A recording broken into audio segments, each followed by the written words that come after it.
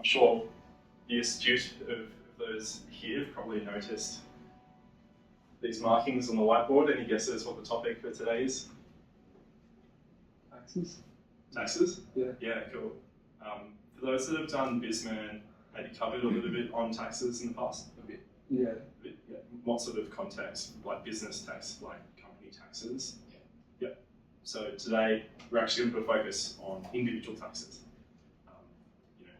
Many people get out into the real world, they finish university, they start paying taxes and they go, what the heck is this? Many adults sort of stumble through the process. So it should really be a core part of the school curriculum, but it's not for whatever reason. I think there might be some structural changes in the future, but I don't think most of you would have had much exposure to that. Maybe just those that have done BizMan before. Cool. So this is a very high-level crash course. We're going to focus on three key areas. So tax brackets and marginal tax, how that sort of works, deductions, and capital gains tax. The main reason why we're covering taxes is so when you do eventually have to do one, you don't feel as nervous or as anxious. You go, oh, that was that thing Alex spoke about that time, and it didn't seem too scary. And I've got some of my tax returns here for you guys to have a bit of a look through as well, and sort of demystify what a tax return is and that whole process. Cool. So, do you have to do a tax return? So there are two key conditions that if you meet either of, you are obligated to do a tax return. Does anyone have any idea what they are? I'd be surprised if you guys did. So the first is if an employer has withheld tax on your behalf. And the second is if you're in this taxable threshold, so earning more than $18,200 a year. In either scenario, you're actually required to complete a tax return.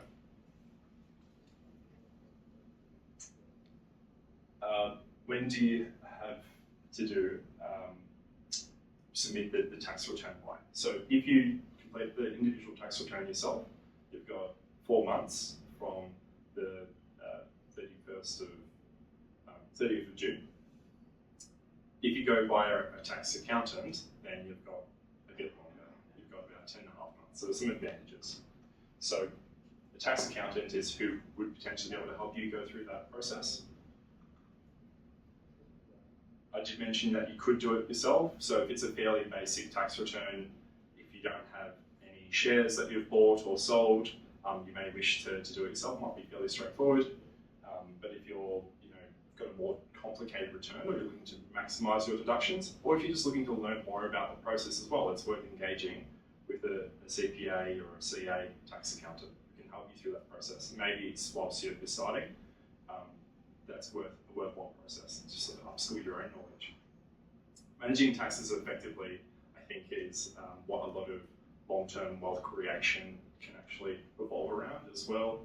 So a lot of people, probably many of your parents within the room, have gone to financial planners and have tried to implement tax-efficient strategies and things of that nature, which you might have heard. So far well outside the scope of today, but it's just a worthwhile process in terms of upskilling your own business and financial acumen as part of that process. How much would you expect to pay for an individual tax return? So obviously you guys in the room probably didn't meet either of those criteria for now. But when you do, you're probably looking at $150 to $300 as well, just as a ballpark figure. Okay, cool. So I want to talk about how this marginal tax system works. So I've got these 5 buckets on the board here, which are reflective of the different tax rates which you can expect to pay.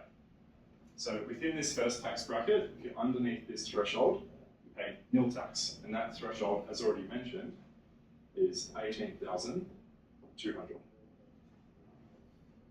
If you earn more than that, then you spill over into the next bucket, right? And you start paying 16 cents per dollar earned of income of tax. Now, tax has been in the mainstream media a little bit over the last 12 months because we've had something referred to as the stage 3 tax cuts. So these tax rates are actually just for this year and are subject to change every year. You can go to the Australian Taxation Office website and you can find the most up-to-date, but this process is unlikely to change, right? So last year this was 19 cents, some of these other rates, the taxes across the board have come down, and some of these windows as well have also increased, which should reduce the tax that everyone effectively pays. So within this next bracket, so then this is from 18,200 to 45K. Beyond that, you would now pay 30 cents per dollar earned, and that's from that 45K to 135K. The next bucket is 37 cents, and you'd be paying this if you earn between, or dollars earned between 135,000 to 190,000.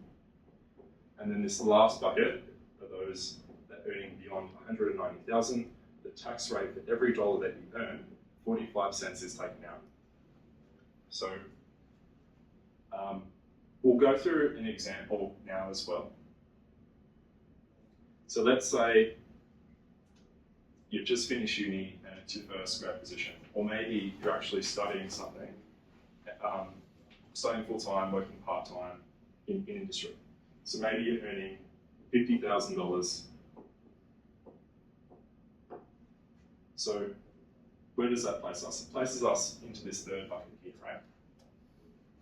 So we know we don't pay any tax for the first $18,200 that we've earned within that financial year. So that's pretty straightforward. So we take that 18,200 and multiply that by 0. Then in terms of this next bucket, well, we're actually in the third, so we're going to completely pay 16 cents for all dollars earned between here. So if you take the difference between 45,000 and 18,200, you multiply that by 0.16 to represent 16 cents for every dollar that you've earned in this bracket, right?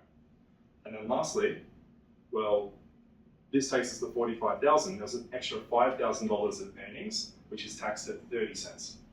So we're just going to have 5,000 times 0.3. So you add all of that up, so you're going to have 0 here. Going to need someone to pull out a calculator and do these other parts for me, and then you add them all up, and that will give you the tax payable. Does someone actually have a calculator and can do that for us? Is this making sense? Feel free to jump in with questions at any point. Yeah. Is this new? For me, I've done this to death. You know, get used to it once you do tax return a few years in a row. I think I did it wrong. Yeah. What did you get for this here? So 45,000 minus 18,200 times 0.16. 26,799. Yeah, it sounds right.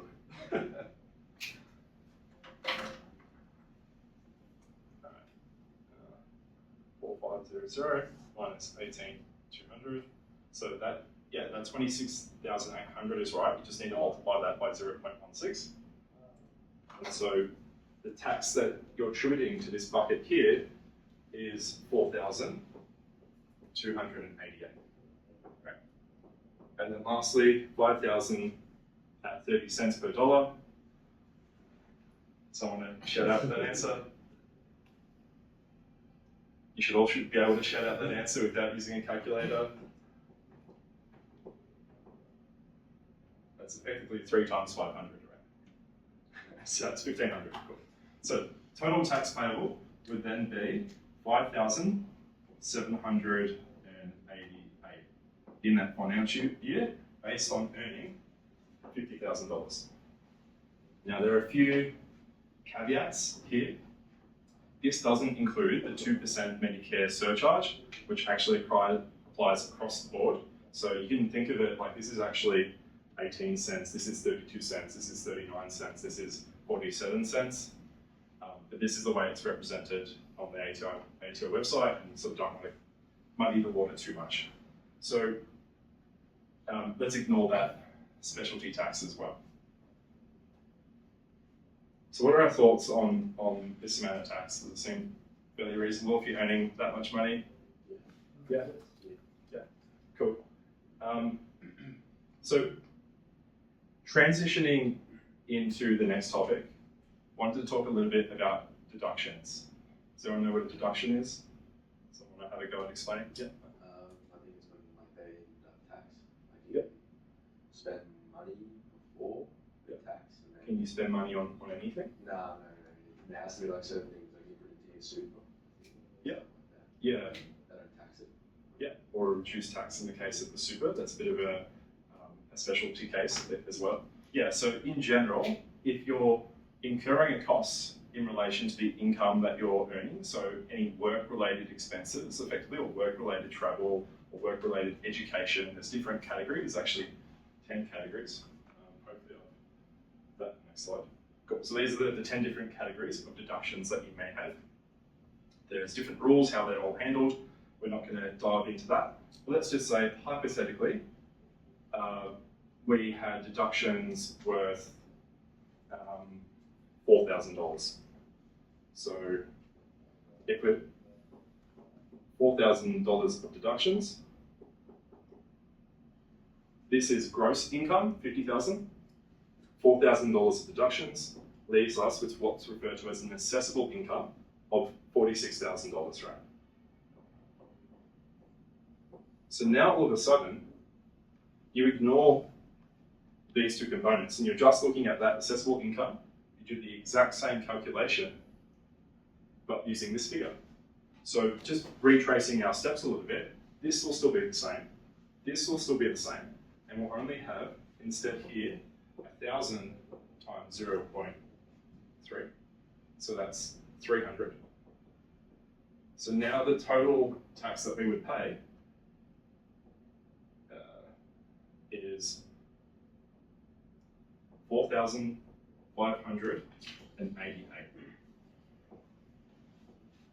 So what's the difference or delta between these two? Just looking at that. Someone want to shout that out? Yep, by how much? 1,200. Cool. So is there a way to actually get that 1,200 directly?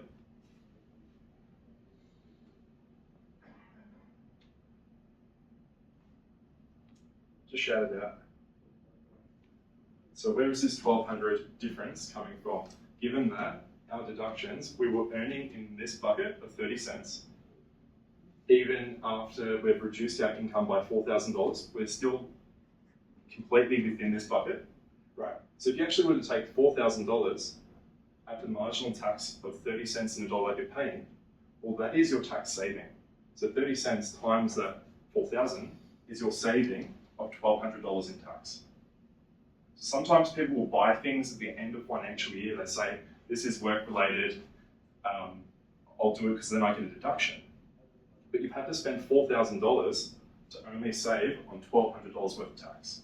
So you actually need to factor that in. Is it actually worthwhile? We're all grasping that concept? So this is quite a manual process to calculate tax. This table on the right-hand side and in your worksheet as well shows a slightly different method, and I'll just speed through that slightly different method. So let's just look at that $50,000, puts us in this bucket here.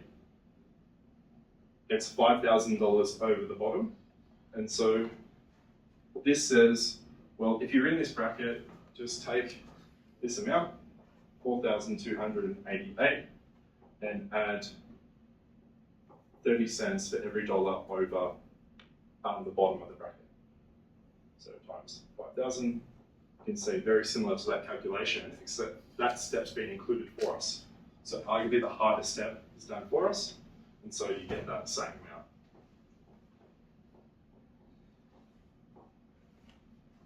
And there's some steps outlined in the worksheet. Is that starting to make a bit of sense? Yeah. Cool, all right. So I'll give everyone about 5 minutes. The worksheet's pretty brief in nature. Have a go, discuss it with each other. There's just a couple examples of calculating tax, right? So I'm giving you a gross income. I'm giving you a deduction amount. You have to work out the assessable income. and then work out the total tax payable using those three steps.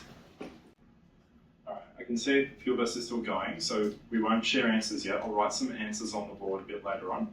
But we're just going to jump into the last part around capital gains versus capital losses. Does anyone know what the difference is between capital gain and capital loss? Maybe I'll explain. Maybe someone's some bizman. I think it's a bit business, like revenue and stuff. It's usually in the context of buying and selling assets. Oh, Whether okay. it's property, shares, cryptocurrency. Oh, yeah, and if you pay shares, you pay like a certain amount of tax on top of like it as well. Like instead of just like the bigger income is also a tax you pay. Are you referring to like franking credits on dividends? I don't know. Yeah, sure. So if you buy or sell anything and it's gone up in value compared to what you bought it for, then you have a capital gain, and then there's usually a tax associated, unless it's a special exception like the property that you live in, principal place of residence. If you meet that criteria, it's exempt from capital gains tax. Most other assets that you buy and sell as investments are subject to tax when you sell them if they've gone up in value. That's pretty much the core of what capital gains is. So you can also have capital losses, say you have a bad investment. Well, capital losses are really important to include within your tax return because they actually offset the amount of tax that you pay on the things that are appreciated in value. So they sort of cancel out. You have this net-net type of scenario, capital losses versus capital gains. If it's a net gain, you'll pay some tax. If it's a net loss, you won't actually pay any tax for your investments. So the note here is quite important. Most people won't know this, but if you have an investment, you've sold something and you incurred a loss and you don't have a capital gain, so it's like you're reducing your balance to zero, you're not going to pay any tax. You should note that on your tax return because in future years, when you have gains in the future, in those years you'll pay less tax. Those losses actually carry forward. Does that make sense? Yep. Yeah. So you sort of acknowledge the loss and you use that for effectively a deduction in future years. Cool. So you've got this idea of a cost base. So a cost base in essence is the purchase price and any costs incurred to take hold of the asset. So in the case of properties, there's different taxes and transfer costs that you would pay. In the case of buying shares, there's brokerage costs, which form part of this cost base as well. So they are all included and reduce the amount of tax that you'd pay by increasing that cost base up from the actual core purchase price. Lastly, there's this differentiation between short-term and long-term capital gains. So if you've bought and sold something within a 12-month window, then the gain gets added to your assessable income. So just think of it like there's this third category here, and you're adding whatever gain that you have, and that will be taxed effectively at that marginal rate, like we saw here, 30 cents for each of the last of the dollars that you earn. So if you had a capital gain in one of these buckets, well then all of a sudden you're paying 45 cents for those dollars earned. Whereas the long-term capital gains, so let's just do one final example. So you've bought shares worth $10,000. You sell them for $20,000. If that occurred within the same year, then you'd add $10,000 to here, right? So short-term capital gains would then take your assessable income to $56,000. But if it's the long-term capital gains, so let's say it was 13 months, or it literally just has to be beyond 365 days, you get a 50% discount on that. So instead of this being $10,000 of extra income, you multiply that by half, and now you're only adding $5,000. So instead of being 56, it's like you effectively only earned $51,000. So it's pretty handy. Any questions on that? Cool. You guys come across capital gains before, capital gains tax? No? Alright. Interesting. Does anyone have any investments, using like any pocket investors, like Spaceship or Raise or shares? No, not yet? Well, I don't want to get into the realm of investment advice, and this isn't financial advice either, but hopefully some of these principles are interesting to you. They're part of adult life, whether you like it or not. So better if you do like it. Help you get ahead financially if you can understand this stuff. Thanks guys. I'll put some answers for the worksheet as well on the board. Feel free to keep going if you haven't finished, or jump into your other work. Aidan will plug around just at the end.